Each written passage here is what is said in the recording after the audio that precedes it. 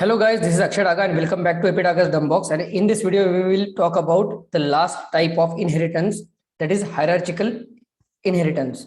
So in our earlier video, we have already covered all the Python concepts and all the object-oriented Python concepts like what is class, what is object, what is inheritance, what are the basic first three type of inheritance like single inheritance, multiple inheritance, multi-level inheritance. And in this video, we will talk about what is hierarchical inheritance. So without wasting time, I'm sharing my screen.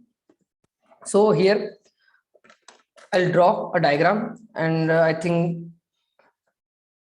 1 second. Yeah. So basically the basic type of inheritance we have seen earlier is like this. There is one parent and there is one child. And this kind of inheritance is known as single inheritance. We have already covered this in our earlier video. In this inheritance, if you make a little bit change and instead of one child, if you create multiple childs for the same parent, okay,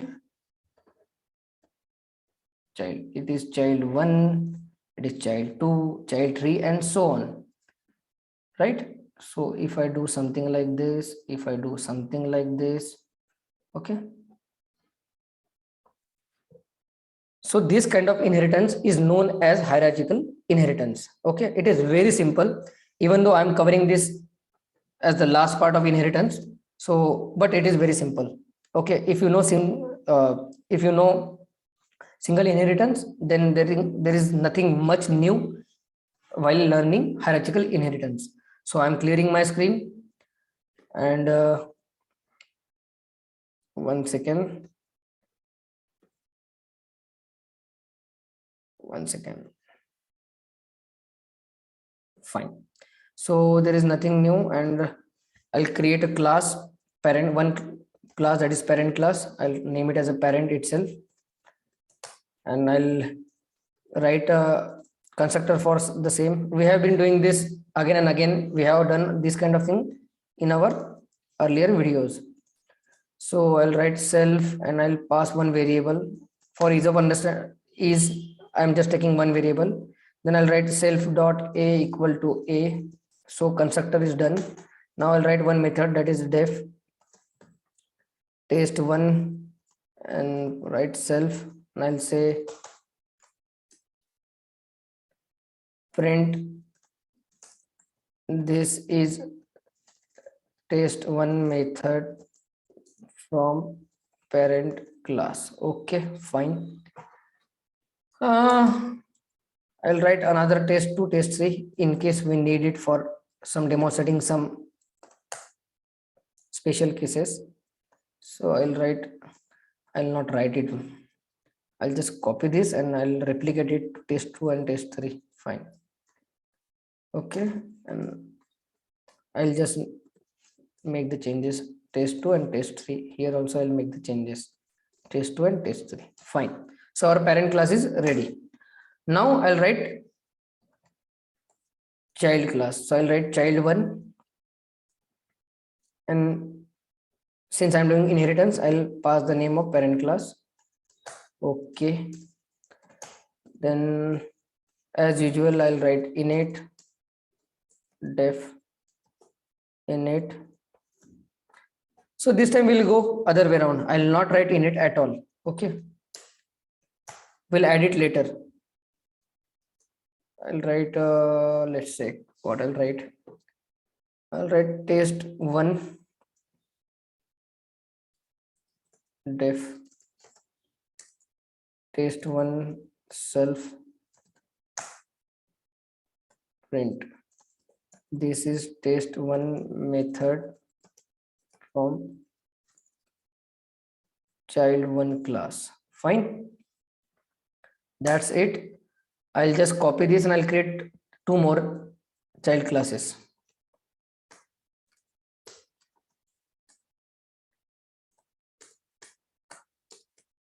Okay, and I'll make some changes so that it should be child2 and in child2 I'll modify test2 and in child3 I'll modify test3 and so in each child class I have modified only one method and remaining two methods kept as it is as per the parent class. Okay, And similarly, I had to make changes here also. Test1 method from child1, test2 method from child2, and test3 method from child3. Right. So it should be 2. So everything is correct now. And we haven't written any init method in any of the child. Okay, that's it. We'll add it later. Don't worry. Now I'll create the object for all 4 classes. As per our standard procedure, I'll write parent. I'll pass number 1. I'll write C1 as a child object of child1. And we know now, at this point of time, we know. So even if, anyways, even if you know, I should give you demonstration. So object P1 is created correctly. If I try to do C1 as an object of child1, and since I haven't created any init method, I'll just try to create object as it is. Let's see what kind of error I get. It is giving me an error. It is expecting one variable. Why? Even though because I haven't written any init method here, it will go to its parent. Its parent means it will go to this parent class and try to execute whatever init method is executed over here. And here it is expecting one variable, that is a. That's why it is demanding one variable here. So I'll pass value 2. Similarly, now you got the idea. Similarly for C2 and C3 as well. So I'll create a C2 as child object of child2. I'll pass one value, that is 3. And okay, C3 as object of child3. I'll pass one value, that is 4. Now we know everything. We'll not bother about object P1. Let's talk about C1, C2 and C3. Okay. So if I write C1 and dot, you can see only one variable is there. Why? That variable belongs to its parent. And it is showing all 3 methods, test1, test2 and test3. And as we know, in child1 class, only test1 method is modified or present, I must say. So if I call test1 here, it will execute the test1 from child class itself. But if I try to, you can see this method, this is test1 method from child1 class. But if I try to call test2 for object C1, it will show you this is the test2 method from parent class. Why? Because test2 method is not present in child1 class. That's why it will go to its parent and it will search whether that method is present over there or not. Similarly, if I do C1 for test3, again, you know, test3 method is not available in child1 class. So it will go to its parent and it will search test3 method there. Since it is present there, it will run it and it will show this is the test3 method from parent class. So again, nothing new. This kind of thing we have already seen in our earlier inheritance videos, other type of inheritance. Same logic. I told you, I'm giving you so much explanation so that your logic will be developed and you will be able to predict what is going to happen because you know the logic, how it works, right? Similarly for C2, if you see, all the methods are available. Whichever method is present in child2 class will be executed then and there. Otherwise, it will go to its parent and execute the method from. So C2 is available from child2 class. It will execute from child2 class. If you talk about C2 dot test, let's say 1, it will go to the parent class because test1 method is not available in child2 class and it will execute the test1 method of parent class, so on. So just like every child, if any of the child want anything to execute or anything which they don't have, they will directly go to their parent and ask their parent whether do you have this. If they have this, parent will give it, and just like that, the real life scenario. If parent don't have that, let's say if I do C3 dot test 4, and now we know test 4 not available with C3, that is child 3 class, and also not available with parent class, but still we are trying to execute test 4, so it will throw an error because test 4 is not available. That's it. That's as simple as that. Now one thing is remaining that we are going to try, and that is nothing but we'll try to include init method. So if I do def init self a and one more variable b, and obviously we'll call parent dot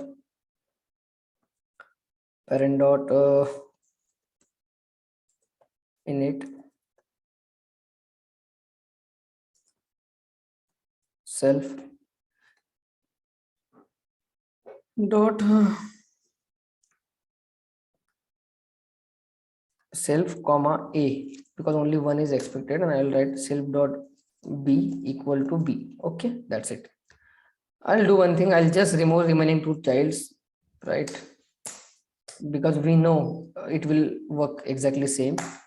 And if I try to create c1 once again with child 1, it will demand 2 a and b. Why? Because init method is present itself, so whatever this init method is demanding, the same thing, when same number of arguments we need to pass. That's it. So c1 dot, once again, c1 dot, what happened? Yeah, right. c1 dot a and b, and all above methods are present. So it is this c1 dot b, again this. Now one more thing came to my mind, let's try this, what happens. Even I'm not sure what is going to happen, I can predict that, but so I'll write a init method here, and I'll not pass any value a, and I'll not call the init method from parent class. Okay, I just took one value b and assigned it to self dot b. Let's see whether what happens. If I try to create c1 equal to child 1, let's see how many arguments it asks.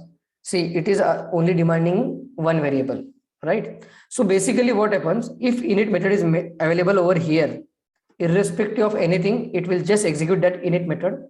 If let's say I'm passing one value, I'll pass value as something like 5. Okay, let's see. If I do c1 dot, see, since I haven't mentioned any of the variable as a, even though parent class has that a variable, right? I forgot to mention it here or use it here, so that's why that a is not used by the child class. Same is applicable in other type of inheritance also. It is not specific to hierarchical inheritance. In simple inheritance, multiple inheritance, or multi-level inheritance, same thing will happen. Even though a variable is available with parent, child class didn't make use of that, so it won't be used. So if I do that, that's simple. But in case if you don't write this init method at all, okay, which was the first example we have seen, then by default it will make use of all the variables available with parent class, right? So I think this is the only condition which was remained to explain in my earlier videos. So now you got the idea, right? So by default, child will get all the variables from parent, but if the parent explicitly defining init method, that is constructor, and not making use of earlier variables which were available with parent class, then it's the child class decision. They don't want to make use of earlier variables. It might happen, right? So that is, it is as simple as that. So with this video, this is the closure of inheritance, in which is the part of oops concept in Python. If anything, any doubt comes across, please put it in the comment box. I'll make separate video for that. But from my end, it is the end of inheritance. Okay. In our future video, we will talk about other things, which are the, again, very important concept about object-oriented programming. We'll talk about that, like polymorphism or encapsulation, this kind of stuff. We'll talk about that. So that's it, guys. I hope you got some idea and knowledge from this video. So